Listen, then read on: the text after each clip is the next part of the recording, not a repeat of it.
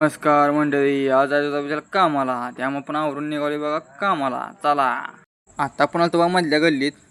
गडी बसलेत बघा इथं. त्याला बंद असल्यामुळं प्रॉब्लेम आलता. पुढे गडी गेलतात बघा बघायला पंप चालू आहे का.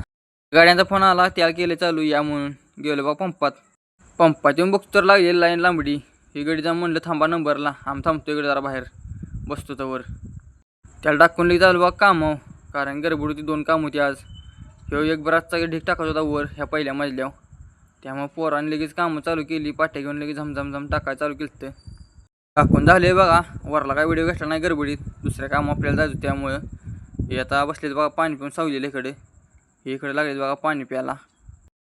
आता इथलं काम झालं बघा. आता आपण निघाली पुढल्या कामाला. तिथं काहीतरी इटा चढवायच्या होत्या दुसऱ्या मजल्यावर.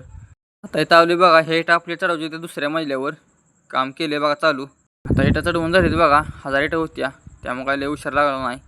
पण या जिन्यानं लय घायला आणलं. जिना खडा होता यो लोकांनी लय ताप झाला.